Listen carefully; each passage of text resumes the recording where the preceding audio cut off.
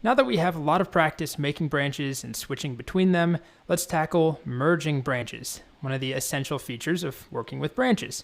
So the whole idea here is that with branches, we can work within the self-contained context, we can work on different things in parallel, but usually we want to incorporate some of what we've done into another branch, right? We don't just work in a separate context and continue to work in a new separate context every time we work on something. We need to combine some of the stuff we're doing. If you're working on a feature and I'm working on a feature and we work at the same company, at some point, if both of those features are goes, they're good features, we want to incorporate them, you're going to need to merge your feature into some branch that I can get, and I need to merge my feature into some branch that you can get. And then sometimes we do just abandon a branch and we don't merge it. But if things go well, a lot of the time we combine work from one branch into another. So there's a command we use called git merge. I'll show it in just a moment.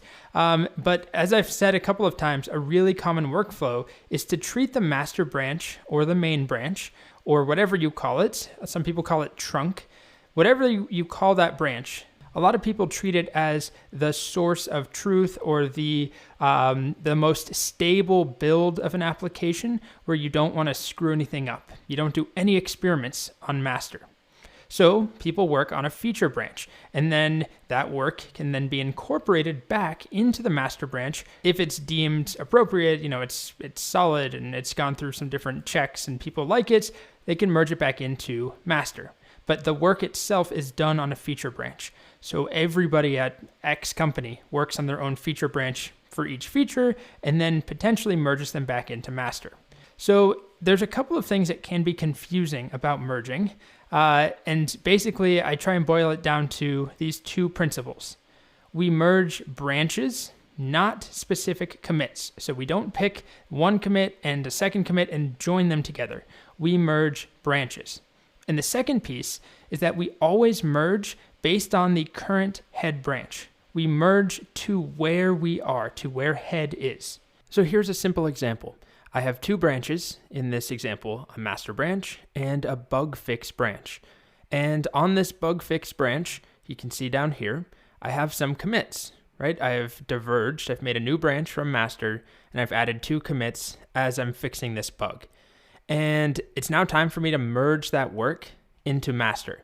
So I want these two commits, I want all of that work available on master. So the workflow here is to first switch or check out the branch that we want to merge the changes into. We need to move over to the receiving branch. So I'm trying to merge these commits into master. I need to switch to master. So that's what I do. Git switch master, head now points to master. And then the second step is to actually use the git merge command.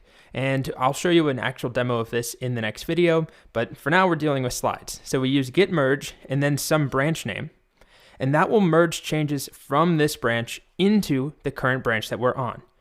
So this right here, git merge bug fix, will take the commits from bug fix and merge them into whatever branch we're on, which in these diagrams is master. So we switch to master, and then I run git merge bug fix.